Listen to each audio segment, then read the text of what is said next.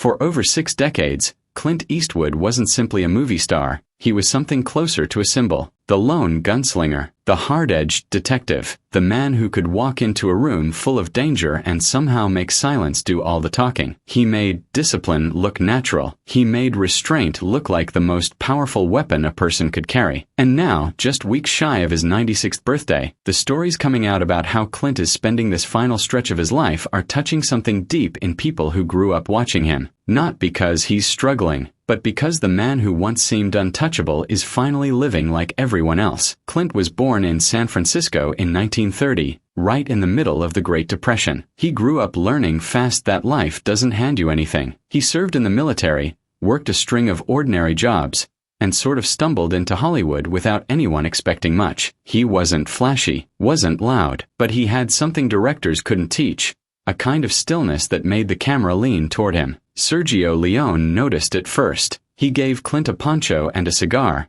and the rest became legend. But Eastwood never stopped there. He became a director, a producer, even a composer. Unforgiven, $1 Million Baby, American Sniper. Decade after decade, he kept working long after most men his age had walked away. Because for Clint, stopping felt like admitting that time had won. Now, time has simply slowed him down. He splits his days between California and Hawaii. No red carpets, no interviews, no social media presence of any kind. According to people close to him, the whole machinery of fame doesn't interest him much anymore. The man who once ran some of the most powerful sets in Hollywood now spends his time near the ocean, reading, watching television, sitting at his piano and playing music that nobody else will ever hear. Just for himself. There's something that hits hard about that image. The director who once commanded crews of hundreds, now alone at a piano by the sea. And underneath the peace of it all, there's grief. In the summer of 2024, Clint lost his longtime partner,